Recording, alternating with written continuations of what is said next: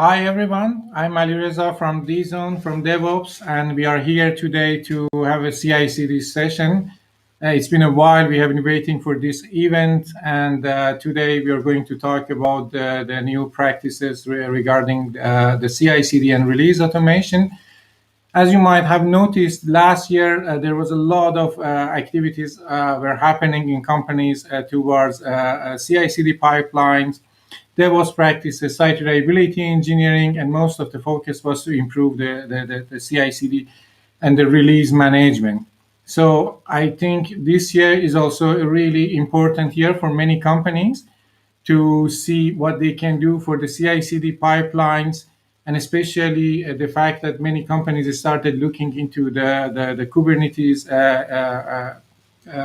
architecture and container-based architecture. This can impact a lot on the CI/CD pipeline as well. Infrastructure as code, security also is one of the things that are coming to the place that most of the developers are getting involved with the security, and then we start looking into the DevSecOps and many other deployment strategies that most of the companies are taking to see how they can make their environment reliable.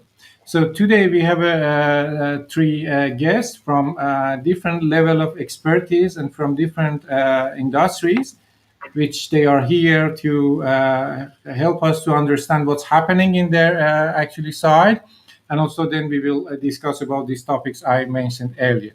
So I kindly ask from our guests to shortly introduce themselves and also tell us what they are doing currently in which company if they can. So maybe we can start from Stephanie.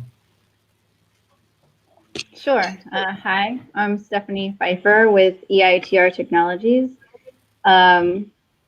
We are a small business that focuses on cloud operations and automation. So CI/CD is very much in our wheelhouse. We work with large corporate firms to automate and continuously deliver as efficiently as possible. Thank you to join us today. And Emra, tell us about yourself. Hey, hello. This is Emra. I'm a product manager who is actually coming from the developer background. So I'm the VP of product for Tundra for more than 3 years now. And Tundra was a serverless monitoring solution. And in these days, we came up with a new solution which is focusing on troubleshooting issues on CI. That's why I'm really into CI processes in these days. That's why I will enjoy talking about this today. Nice to have you here. And our last guest, Ajay. Hi, everyone. My name is Ajay Kansei. I'm working with Cognizant Technology Solutions currently as a lead DevOps architect. I have about 20 years of experience in IT. I have worked in various positions, starting from development, configuration management. I worked as a project manager as well, and currently I am performing a DevOps architect role. Currently, I'm helping customers to migrate their workloads into container platform, mainly OpenShift. So that's where my current role lies, and I have a lot of expertise with respect to the CI/CD pipelines. Okay, thanks for your introduction, Ajay. And let me start with the first topic we have. It's about the release on demand. And I think everyone can remember that maybe a couple of years ago in the companies, when there was a release is going to happen to production, usually there was a lot of planning happening up front. And usually we had maybe the release in a weeks, months, and still there are companies, they are doing release per quarter. But these days there are many companies that are actually doing the release on demand. For example, one of the maybe the famous one is the Netflix, which they are doing the hundreds of deployments per day. And even as we know that the Netflix has a lot of customer around the world in different time zone. So it's quite difficult for a platform like this to plan for a release, because every time you want to release, there is someone is using the platform. So you need to see how you can actually deploy your application and also keep the platform working. So maybe we can start with you, Stefani, about the release on demand. What is happening with actually with your experience with your current clients and the companies you're actually following about the release on demand? How companies are actually working on that? What is the status from your side? Yeah, so we're seeing a lot of that shift into release on demand. And there's, of course, it's great to release new features as fast as possible, but it's also scary to release them as fast as possible because you never know what's going to happen. So we're seeing a lot of shift into blue-green deployments. We're seeing a lot of shift in our continuous deployment to stagger in our different environments of our staging versus our production, and how risky do I want that to be. We're seeing it across the planning processes all the way through integration and continuous deployment. Okay. And Ajay, you said that you are actually busy with the Kubernetes architecture. And I think the one of the things are happening with the container-based application is it makes it quite easy for the deployments and the CI/CD pipeline. Can you tell us a little bit about how this release on demand can be translated in your part, how you're tackling with this issue? Yeah. So, Yes. sorry, go ahead, Sydney. No, go ahead. Yeah, I was going to say, like, currently with the containers, mainly the DevSecOps pipeline is coming into more picture because of the security piece. So what we are doing with customers is that, whatever the current pipeline that we have, we are trying to introduce security in the pipeline to make sure that we start security from the development perspective itself, right? So we are giving security tools, or we are at least configuring or integrating security tools in the CI/CD pipeline. We are doing build time scanning, runtime scanning, as well as the static scanning in the image registries as well. Uh, as we are moving towards containers, you might have heard about GitOps as well. So that model is also uh, customers are interested to explore more. So we are looking into that particular aspect as well to see how we can use native Kubernetes and cloud functionality to release applications on demand. Yeah, but just to be in our topic, because I didn't hear anything about the release on demand, how these new technologies like the Kubernetes architecture or GitOps can help us to have the release on demand to release faster. Yeah, so the way the GitOps works is essentially it is mainly you have to perform operations in the Git, and then Kubernetes essentially has controllers which will sync up all the changes, right? So all you have to do, you do currently, in the current pipeline, you have a change management process and all, right? And it has to go through multiple stages. Now, in this new world, you have to do the commits in the Git, and Kubernetes is going to sync up. So, all the changes, whatever you have to do in the Git, and then you can release it as soon as the commit has happened. Okay, great. We will back to the security later, but now let me ask Emra about your experience about the release on demand. So like I will approach the topic from my point of view, which is like monitoring. So like when people are releasing maybe like the on demand, like the one of the hottest topic about this, like how we are going to monitor the changes after that. So like the planning before is required, and after that, like like some specific parameters, some specific metrics are highly monitored, and then like maybe it can be simulated on other platforms, and it is happening. It is like you are looking at some specific metrics and you are trying to understand if this is something going wrong, and it may take like for larger teams like longer after the release, but for like a continuous integration teams, continuous release teams, it is actually like a real normal part of life. So like and if you can make the correct integrations with your monitoring solutions and with your CI/CD solutions, you may actually automatically detect the time, the release times, and sync your solutions all together. And what you mentioned about the monitoring, just to understand a little bit better about the way you mentioned, do you mean the monitoring before going to the production, or you mean when you push the release to production, you expect to have a really good monitoring to be able to detect the problems as soon as possible? Yeah, I mean like the when you push the production, you should have like a enough level of monitoring so that you can actually, like, when I say monitoring enough, it is actually can be understood in many different ways. So you have a different set of metrics that you are looking for, and you should also be ready for asking new questions, like when something goes wrong. So like then it brings us to the observability, like rather than monitoring. So monitoring gives you answers for your how can I say predefined questions, but observability lets you ask new questions. Things this like traces and everything, especially in distributed systems. And how you can actually use this experience from the production when you say you have a better observability? How you can actually translate those observation you have from production to improvement back to the CI/CD pipeline?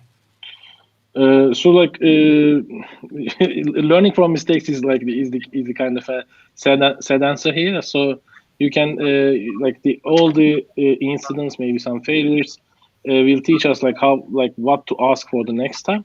So, and you will actually increase the surface of your questions, increase the cardinality of your metrics. So you will be able to actually ask like more to the point, more clear questions for the next time. Okay. So, as I understood, this could be considered as a kind of actually reactive method, because when you have a good monitoring, it means if something happens, you can react fast. But many companies are really trying to follow the kind of preventive methodology. I'm going to ask you, Stephanie, about this. That how do you see this about the reactive or preventive? What is your experience about that? What kind of approach you think it's better or it's easier, or kind of compare it for us? Yeah, so I think both of them, reactive versus the proactive, have their necessity inside of this environment. We see a lot of metrics gathering and all of that, but I think we're starting to see a lot more of the AI ops where we're integrating analytics into what's happening on our platforms, that we can be more proactive and make sure we're acting accordingly for what we expect to happen. I think that also goes in line with what we were seeing with our blue-green deployments, where we know there may be an issue, so we're going to have that fast failover available for us when something does go wrong. Okay. So for people that are actually joined already to us from this moment that we are here from DZone, and this is the event about the CI/CD pipeline, we have three nice guests from different industries that are here to help us. I see that people are asking a lot about the GitOps. Ajay, maybe can you tell us about the GitOps, because we hear the GitOps a lot in the different events, in the different media. Why GitOps are becoming more important these days, and what makes the GitOps different, and what makes it important for people to look at to the GitOps? Yeah, so yeah, I knew that question is going to come because GitOps is getting a lot of attention currently, and you'll see that there are conferences happening on the GitOps days as well. So just to give a brief background, this is a term that is coined by Viewworks, right? It's Git operations. The whole purpose of GitOps is you have to have your application code as well as infrastructure code in the Git. Nothing should be applied in any of the environment, including the dev, QA, or production environment. Nothing should be applied outside Git. That is the basic concept of that. And if you wanted to make changes in any of your environment, it has to be managed using your version control system. That's the basic thing. Now, why it is gaining so much popularity is mainly because of the cloud native functionality.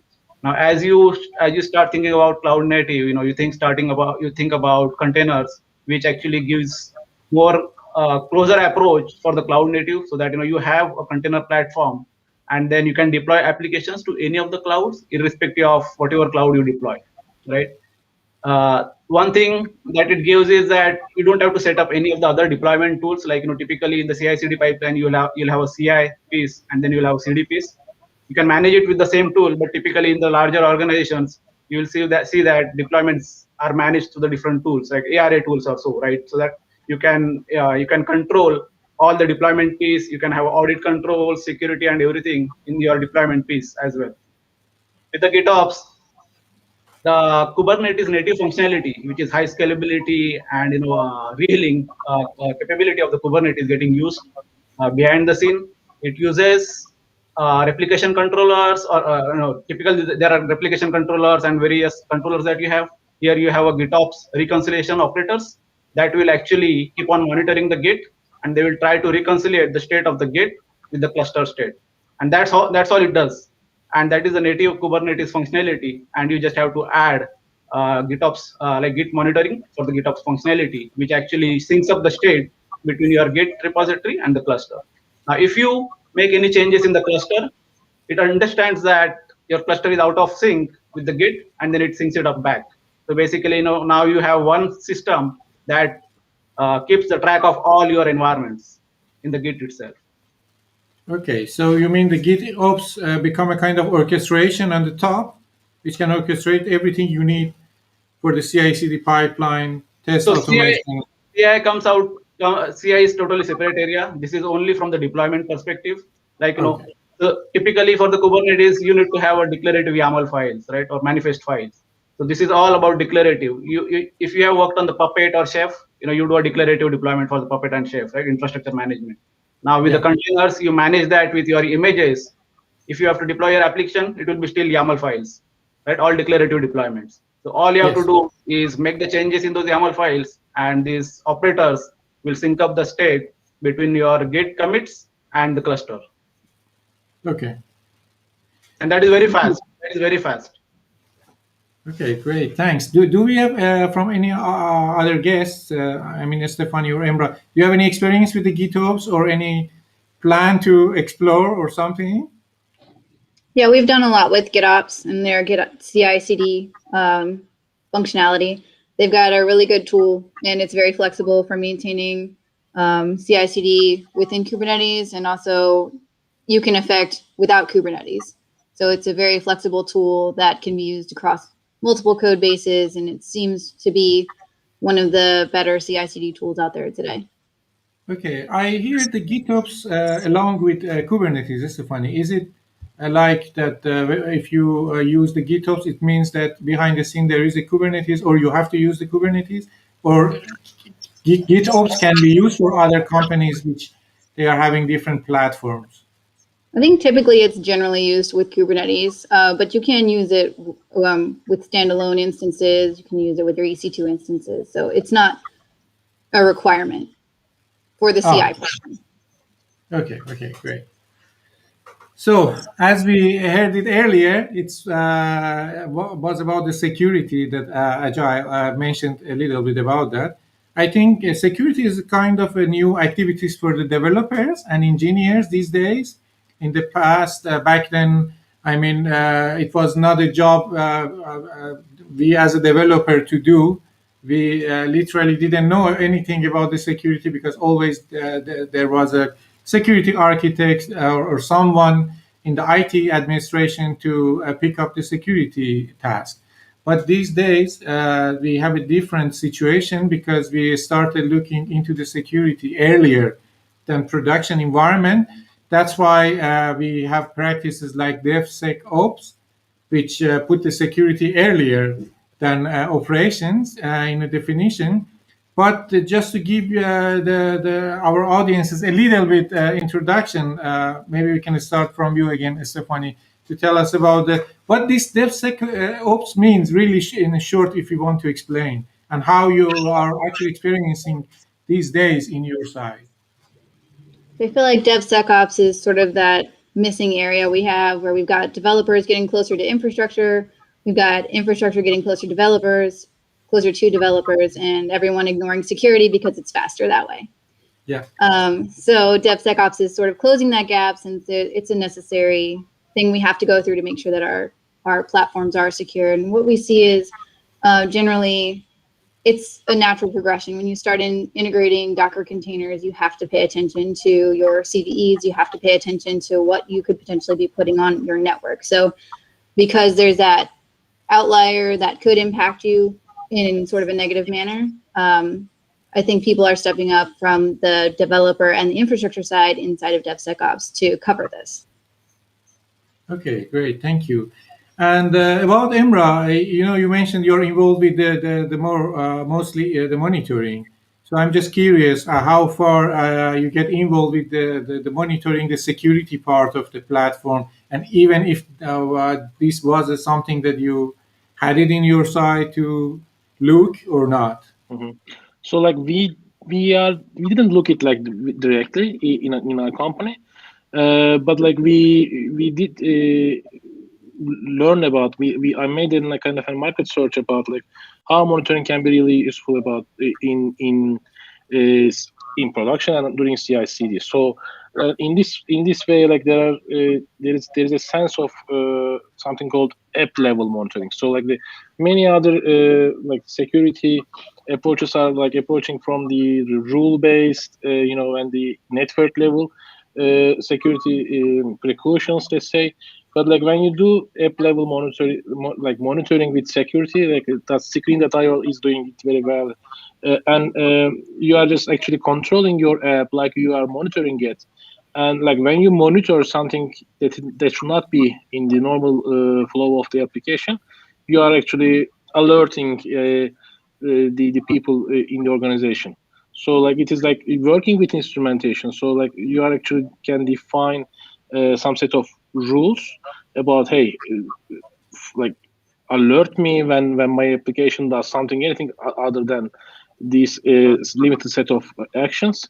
And in this way actually you can have some sort of security uh, thanks to monitoring. But this is kind of a very reactive way of doing this, and not actually heavily adopted by like many professionals. So this is actually what I can talk about security in distributed applications on cloud. Okay, thank you. And Ajay, I think you did a lot with the DevSecOps. And yeah, if you just walk us through your current activities regarding DevSecOps, the challenges you might have experienced, and what is happening now with the DevSecOps. Yeah, so just to build on top of what Stephanie mentioned, right? Security was kind of altogether separate topic earlier. Now, as you come closer to containers, you have to use images which comes from various open sources. You use various open source libraries in the currently. Kubernetes itself is an open source tool, right? Uh, Yeah. that developers have to focus more on development, and that is why it is necessary to integrate the security tightly with that, so that developers really don't have to worry about security at the later stage. So what we are doing is that giving them an ability, so that we are integrating the tool with, for example, you integrate the security tool with IDE itself, so developers know when they are doing a development, if there is any vulnerability for the libraries that they are pulling, they can immediately see that what are the CVs are with those particular source open source libraries, right? They can take an action or make a decision. At least they can make an informed decision there and then itself, right? As you proceed further, and the CV doesn't remain constant, right? So you cannot just scan it one time and then forget that yeah, my code is good, right? Because tomorrow some critical vulnerability might come. So you have to do this continuous scanning. So you do it on your machine. As you go through the pipeline, you have set of tools integrated again to scan your pipeline build process, to make sure that you are good at every stage of the pipeline. As you are working with the containers, you'll have an image repository. You have to make sure that whatever images you are bringing in have to be secured, right? You have to make some best practices to make sure that you are getting in images which are good, or at least you are reducing your exposure area. And same thing, when you deploy your application, you have to make sure that your container platform is getting scanned as well. Whatever containers are coming up, are they making any runaway they are calling any runaway processes, or they are exposing any of your environment, etc. So those tools should be able to scan those as well and then report it back. Now with that, we are also looking into enabling various policies in the tools, so that if we, let's say, we have thresholds. Let's say if the CV score goes above 7, right? Then you have to block that particular container immediately there and then itself. So those kind of policies, it is not easy to implement those. You have to do a lot of experimentation around that, and then you have to think about what policies to implement, considering the velocity of your pipeline. Okay, great. This looks really amazing, but at the same time, I have one question because most of the developers when they start developing, they start learning a lot of coding, and everything is about the coding, and there is not so much about the hardware architecture of the complexity of the container-based application. It's so complicated, and especially when it comes to the security. How you are dealing with this knowledge gap when the developers start looking for the security inside the container-based application like Kubernetes? How they are going to learn about that? What was your experience in that? So the recent tools that you would see, they give pretty much good information. Most of the tools, I don't want to take any specific names as such, but you look at any of the currently container scanning tools, they give information from the layer perspective. They can give you the information at the layer, within the layer, what all the particular open source libraries are there, and they can go to that particular layer. So from the security perspective, it is good, as well as from the developer perspective. When you get an image, you can really scan that image and see all the CVs yourself in there.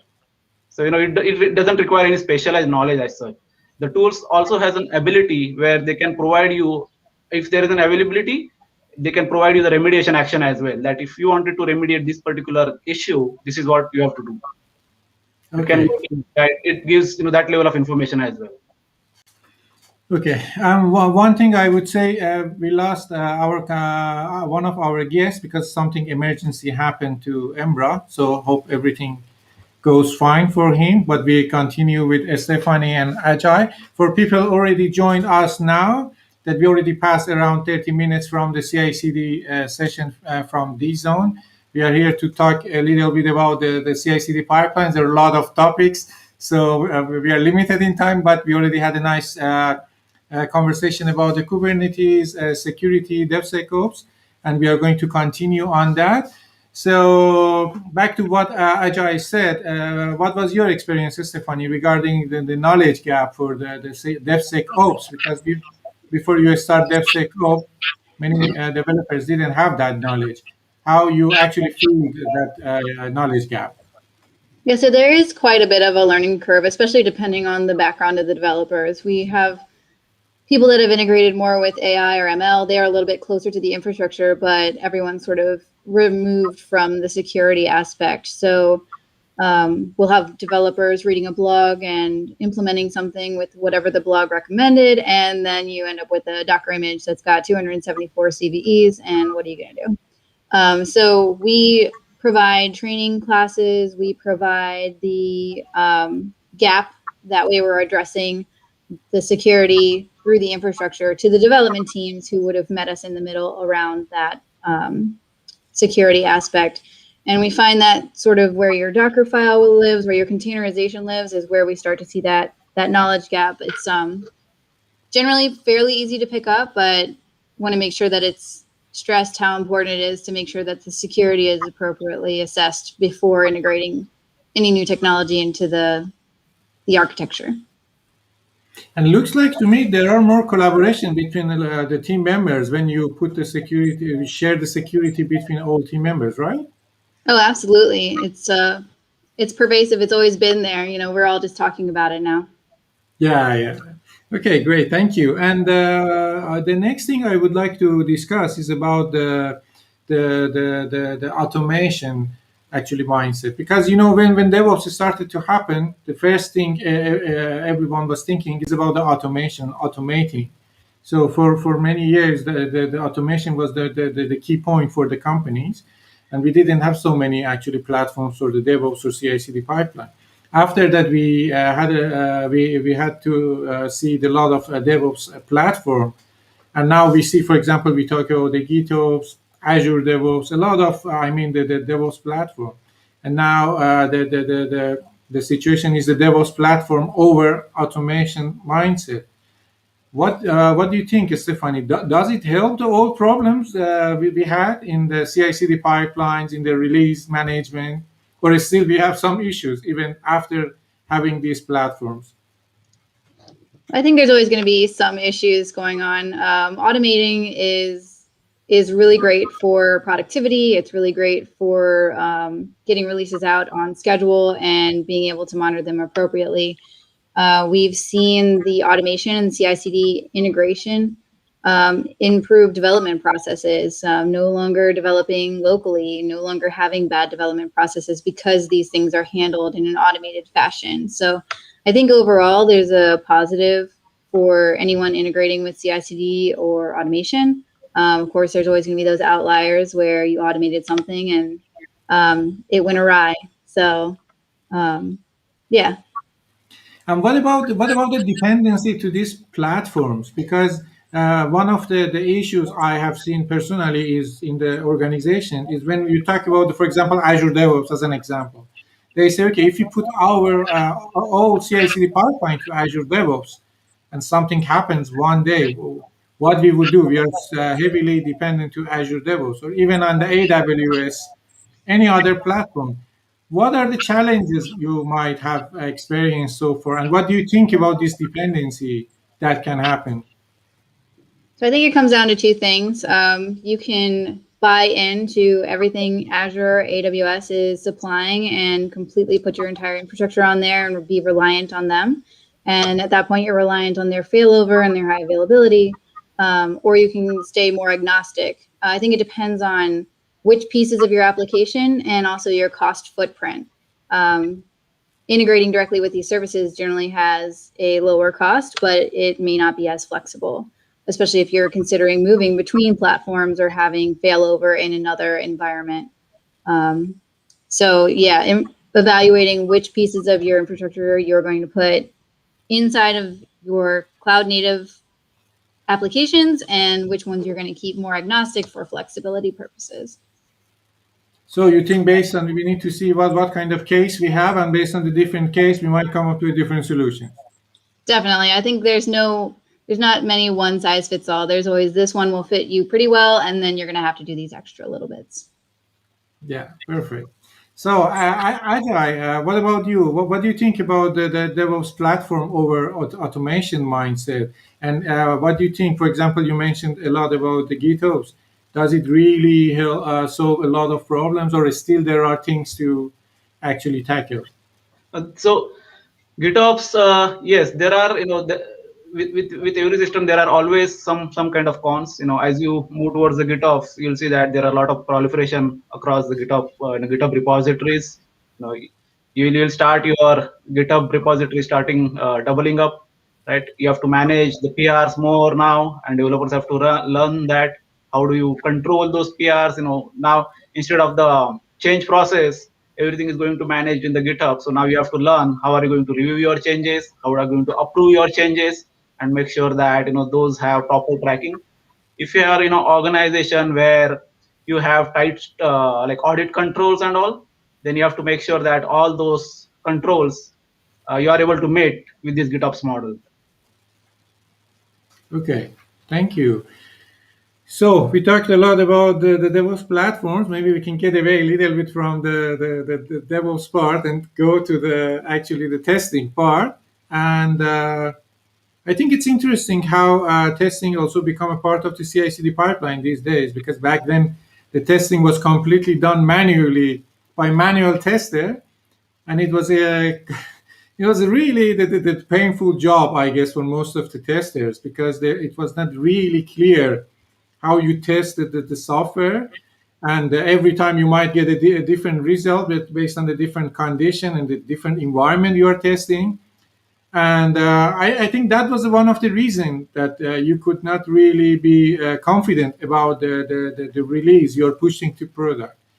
But nowadays we are talking about the test automation, and test automation became one of the member of the CI/CD pipeline. I'm going to ask you, Stephanie, about this, that how you're actually dealing with the test automation, and how confident you are that you say, okay, the test automation we have is really covering everything is needed for the software. I think in general, there's been a lot of good coverage for tests and a lot of evolution for testing platforms where we are seeing more automated testing and we're seeing more integration testing. And a lot of this is pretty easy to integrate into your CI pipeline just from the standard packages that people are generally using for their applications. I think a lot of the work that needs to go into it is in line with our integration tests, that we want to make sure that everything is covered throughout the entire pipeline. So I'm not sure that CI/CD would ever be able to get rid of my staging environment, but it might get close. At least as much as possible. Yeah. Yeah, testing is never ending, I guess. Yeah. And what about you, Ajay? I think it's really interesting to understand when we talk about the test automation, how it will be different when we are in an environment with the Kubernetes and a lot of the containers. How it's different, the test automation, when we are actually working in a container-based application. Yeah, so the testing is again another big piece. If you really wanted to make sure that you have fully automated workflow, irrespective of GitOps or your traditional CI/CD pipeline, my observation is that some of the customers are still lacking on the testing piece. We have like test-driven development. You developers are doing their job with respect to the unit testing and all, but there is still lag about doing the QA testing or system integration testing and all. That still happens manually, and that is why the final deployments to productions are kind of still scheduled deployments, because you have to go through the manual testing and make sure that you pass all the test cases, get the approval. So it doesn't matter whether you are in the Kubernetes environment or you are on the VM infrastructure on-prem or in the cloud. Unless you don't have automated test cases, you don't have full test coverages, it is difficult to achieve continuous delivery or continuous deployment. Okay, great. Now we have a new topic these days I think they're mostly in the big organization, which is called the self-service DevOps environment. It's quite new, I think, for most of the people. I'm just asking for two of you. Anyone can start, would be nice if you have any experience with that. What does this mean, the self-service DevOps environment, if you have any experience already, and if you tell us a little bit about that? So I haven't experienced about it. Probably I have to read about it now since you are mentioning it. Okay. Yeah, I'm on the same page there. Yeah, to tell you a little bit, in the big organization like banks or the financial institutes, which they have, the thousands of employees and a lot of engineers, it's really difficult to give access to a lot of people to do things. Instead, what they do is to create an automated procedure. For example, imagine if you're in the Azure DevOps, you want to create a repository. Instead of giving that access to a lot of people, you create a process in which people ask for the repository, and that can go really automated. So you kind of automate some of the processes which usually be done manually by people in the companies, and then it kind of become a kind of service that you can ask for the service, and if it's approved by your manager or other people, then the operation is not needed to be done manually. So the operation is quite automated. So that's kind of the example of the self-service I know. Maybe you have seen it already, and you didn't know that this is called like a self-service. But yeah, these are the new things are coming up. So yeah, we just wanted to see if you have something to tell about that. Yeah, I haven't come across it in particular, but what you're describing sounds a lot like how we handle CI for our larger organizations, Yes. where we provide templates and the ability to integrate with a default functionality, but then provide them the ability to be flexible enough to meet whatever needs they have. So templating as far as you need to ensure that your security is your baseline and you have your functionality at the common functions that you would see with your clean build test, and then allowing the engineers to sort of build on top of that. It's a good introductory to what they're building with, and then bringing that knowledge beyond what you've provided. Yeah, exactly. Thank you.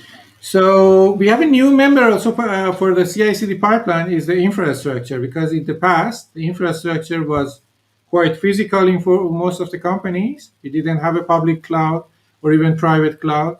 So it was handled completely separated by another company or team. So developers just were focused on the CI/CD pipeline for the application. But now the situation is it's not just only application we are going to deploy. together with the application, we need to also create the infrastructure. And sometimes we have to create the infrastructure upfront and then deploy the applications. Especially when we talk about the Kubernetes, we need to have a Kubernetes in place. And after that, we start deploying the containers. But because of this new change, we also have a new actually programming languages for the infrastructure as code. For example, on the Azure, we have an Azure Resource Manager. On AWS, we have the cloud formation. And for the Kubernetes, we have a YAML files that we can actually define our Kubernetes cluster. We have a Helm chart for the Kubernetes. Becomes so we get more details with so sophisticated actually details. But this also makes quite a choice for people, that sometimes it becomes quite confusing for teams when they want to start thinking about automating the infrastructure. They don't know what they use. They go to the Terraform, they go to the Ansible, they just pick up something in the YAML file. What was your experience in your last maybe couple of months or years about the infrastructure as code? Maybe we can start from Ajay. Yeah, so my experience, you mentioned about cloud formation or Azure resources, right? So my experience in that area is that even folks are trying not to stick with specific cloud for that. So I have experienced that folks are interested to use like something like Terraform, which is like cloud agnostic now, and then you can build any infrastructure or on the any cloud provider with Terraform. So rather than sticking to specific cloud formation for the AWS, you use Terraform, and then you can spin up your resources across any of the cloud infrastructure. So that's from the cloud perspective. From the Kubernetes, as you mentioned, Helm is more popular currently because it is more of a package manager for Kubernetes, and it handles multiple situations as well for the deployments. It gives more flexibility. It can handle dependencies across multiple projects as well. So that's where I'm observing that Helm is getting more popular with respect to container deployments. Okay, great. And what about you, Stephanie? What was your experiences on this? We've had a pretty similar experience. Terraform's pretty popular when it comes to the infrastructure in the cloud environment. When we talk about the other infrastructure components, we're either going down the Terraform road or we're integrating directly with cloud services. Okay, good. Have you experienced any challenges with the Terraform? Because one of the issues, behind the scene, any platform like Terraform is using a lot of APIs. And as we know, sometimes they are behind the original platform. For example, you see something Azure is supporting with the Azure Resource Manager is not still supported by Terraform. Have you experienced these kind of challenges? And how did you actually tackle this type of issues? So I'm going to be honest, I don't do too much with infrastructure as code. Okay. I defer. Yeah, and in our case, we are working on AWS currently, but we haven't experienced that situation yet, and we are heavily using Terraform currently for building all our Kubernetes infrastructure. Okay, great. So now we go back to the topic I mentioned earlier about, for example, Netflix, that we said it's one of the companies that they are deploying a lot per day. And as we know, we don't know when they deploy because we don't see anything on the screen. So which means even if they are busy to update or deploying their platform, no one notices. So, and that comes to the next topic, that when we talk about the reliability on the production and per se zero downtime. So there are a lot of methods out there that the companies are doing to make sure that the production is always running, even sometimes you could say 100%. Did any of you experience these kind of practices in your projects, that you managed to implement any of these methodologies? And if you can tell us a little bit about that. Sure, yeah. Sorry. Go ahead, Stephanie. So we actually used another application called Argo CD on some of our projects, and that manages our GitOps. So if I do happen to make a change, there's the ability to pause that change if we're going to hit an issue. So my entire application won't go down. It'll stay at its steady state instead of accepting all of the changes that were committed. So putting other stops in place that allow me to have an automatic and continuous deployment flow, but also saving me just in case something got committed to master on accident and it's going to take the entire cluster down. Okay, great. And what you're saying is you're implying something like blue-green deployment, or? Yes. Okay, thank you. And Ajay, you wanted to say something? Yeah, so Kubernetes by default supports rolling deployments. So right, so if you deploy something and if your deployment really doesn't work, it doesn't bring down your any of the services, right? That's the basic thing about the Kubernetes. Along with that, it also supports blue-green deployment, or you can use canary deployments, where you release a small piece of code and test it out with few specific users, and then you roll it out further to your entire infrastructure. So we are in process to explore those kind of strategies currently, and currently we are just using rolling strategies currently. Okay, great. Thank you. So I think we are near the end of our session. We have a couple of minutes. I would like to ask each of you just to tell us about how do you see the CI/CD trends for this year, and personally, what kind of things you are following to do in your job or to learn, just to share it with us. Maybe you can start, Stephanie. Sure, yeah. So CI/CD is growing pretty fast, and I think, like I alluded to earlier, we're seeing a lot more integration of metrics and analytics in our CI/CD processes. That way we can be more proactive in our entire continuous integration and deployment strategies. Okay, great.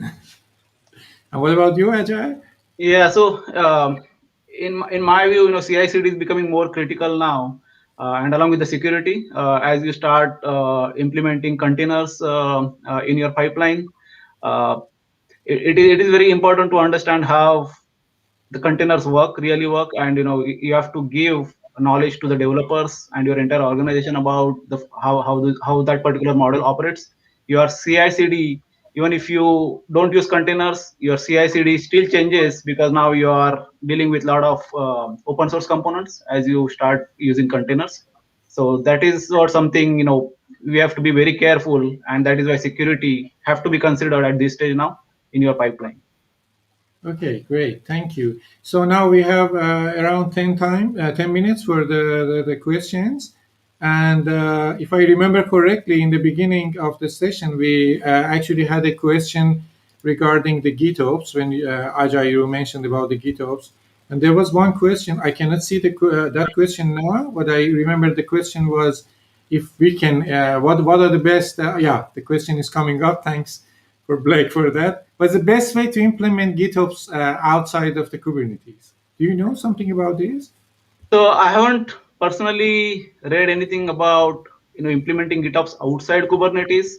Uh, I did know that I do know that GitOps is not something new. If you have, as I mentioned earlier, if you have used Puppet or Chef, those tools still manages infrastructure as a code. They still use version control system behind the scene.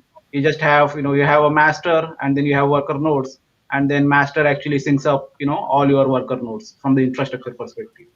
But I haven't seen as such GitOps outside the Kubernetes clusters. Maybe it's just me, and it may be there. I'm just not aware about it. Okay, thank you. Yeah, this question was from Dixon. And the next question, it's not that clear, but they say, yeah, he said, please type with resource quota and limit ranges in, yeah, Kubernetes. Yeah, that's not really clear for me. It's so general, but I don't know if. So, so I'm familiar with resource quotas Oh, and limit ranges as such in the Kubernetes, where you define, let's say you have, if you create a specific namespace, you have to make sure that you don't create a container that way is going to use, the entire memory or the CPU of your cluster. So that is where you define your resource quotas and then limit ranges. Limit ranges is nothing but you tell that if you create a specific namespace, you define a size for that particular namespace, and then you give specific amount of memory and CPU and your namespace will be restricted only to that particular resources.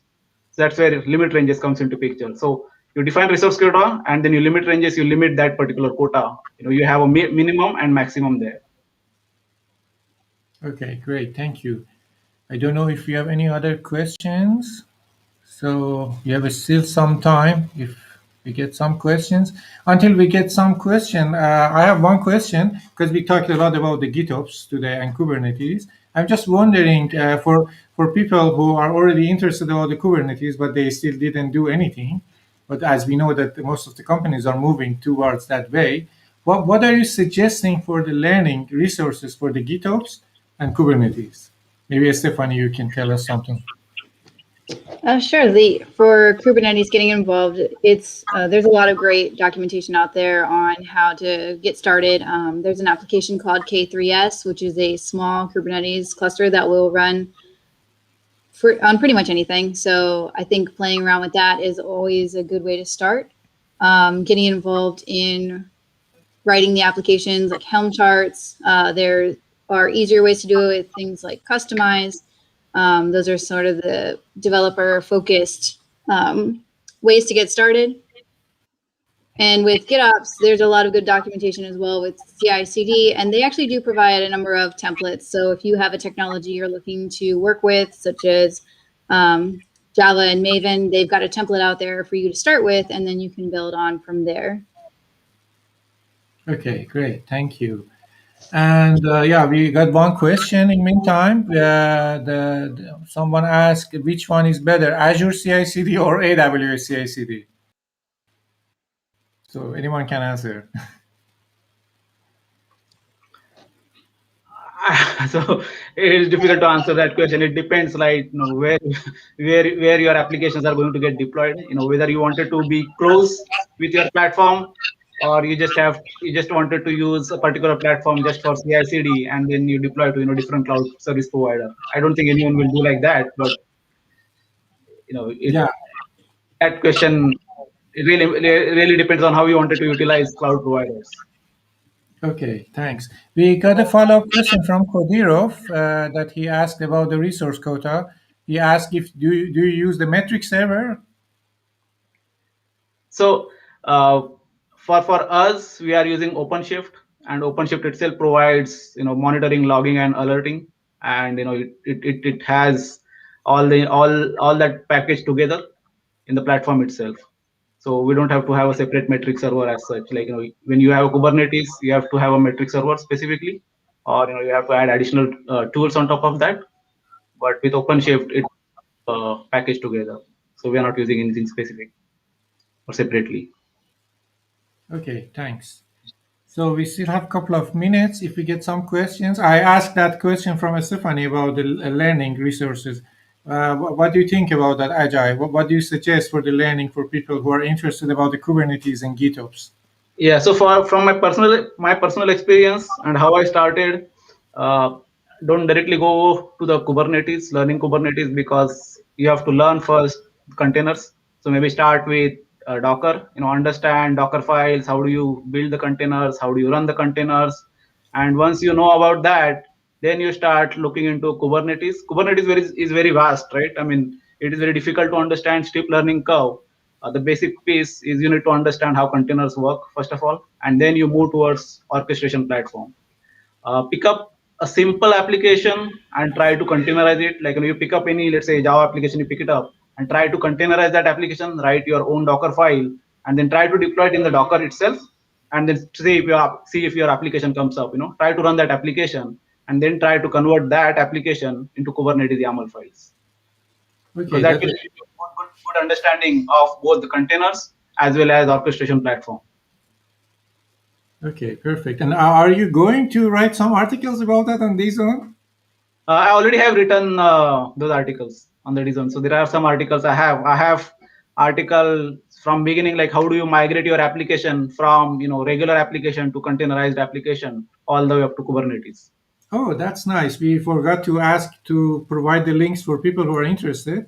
I don't know if Blake can do some of them. Maybe it would be nice. What about you, Stephanie? Have you written some articles on DZone? I have not, but I am slated to write one for the next CI/CD trend report. Okay, can you promise us to write about some of your experiences? Sure. So we have it now recorded. Okay. In meantime, we got a question actually from someone from YouTube, and he asked about can we use Kibana with CI/CD?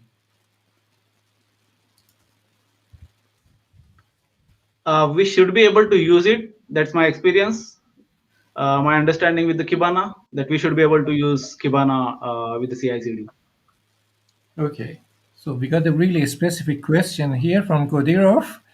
And as you can see the question, do you use any executors in your CI/CD like SSH executors, Docker executors, or SMTH or SMTP? Like I don't know. So we have many projects in pipeline. They are in Stack. So Yeah, typically our runners are inside of Kubernetes, so they scale pretty well. Most of the time, like you're probably seeing with your SSH executors, they are getting stuck because they are throttled. I would make sure you go back and make sure that you're using the entire power of the machines that they're running on, because you can scale them out and make sure that you can run them in parallel.